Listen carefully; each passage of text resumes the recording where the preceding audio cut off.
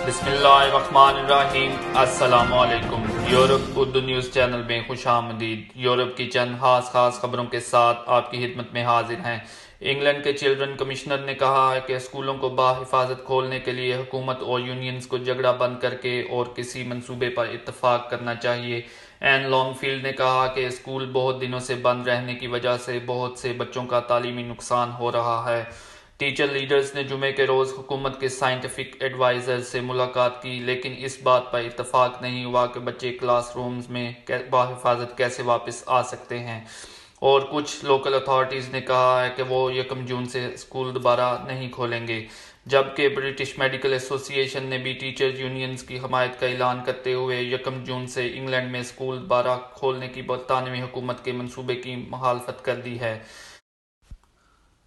جرمنی کے کئی بڑے شہروں میں کرونا وائرس کی وبا کے باعث عائد کردہ پابندیوں کی مخالفت میں اجتماعی مظاہرے کیے جا رہے ہیں۔ جرمن شہریوں نے ابتدا میں تھوڑی تعداد میں لاک ڈاؤن کی مخالفت شروع کی تھی، اور اب ان میں مظاہرین کی تعداد ہزاروں تک پہنچ چکی ہے۔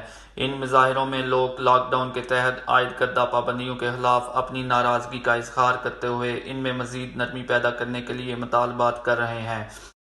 اٹلی جانے کا ارادہ رکھنے والوں کے لیے اچھی خبر، اٹالین حکومت نے ایک فرمان پر دستخط کیے ہیں جس کے تحت 3 جون سے اٹلی کے شہریوں کو بیرون ملک سفر کرنے کی اجازت دی جائے گی، اور جبکہ غیر ملکی بھی 3 جون سے اٹلی میں داخل ہو سکتے ہیں۔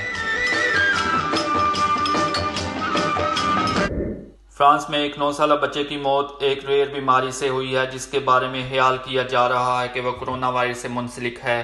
امریکی اور یورپی طبی ماہرین نے خبردار کیا ہے کہ بچوں میں کرونا وائرس سے منسلک ایک پیچیدگی دیکھی جا رہی ہے جس سے بچوں کی قوت مدافعت بری طرح متاثر ہوتی ہے۔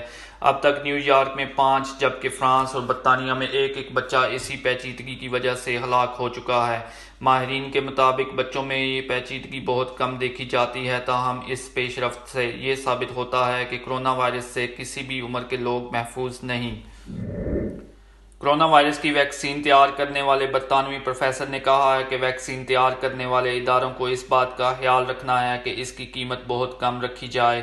ایک رپورٹ کے مطابق ڈائریکٹر آکسفورڈ جینز انسٹی ٹیوٹ کے پروفیسر اینڈرائن ہل نے میڈیا سے گفتگو کرتے ہوئے کہا کہ ہم کرونا وائرس کی ویکسین تیار کرنے کی کوششوں کے ساتھ اس کو بھی ترجیح دے رہے ہیں کہ ویکسین کی قیمت بہت مناسب ہو۔ پروفیسر اینڈرائن کا کہنا ہے کہ کرونا وائرس کی ویکسین بس ایک انجیکشن ہے اور یہ انتہائی مناسب قیمت پر فروخت ہوگا۔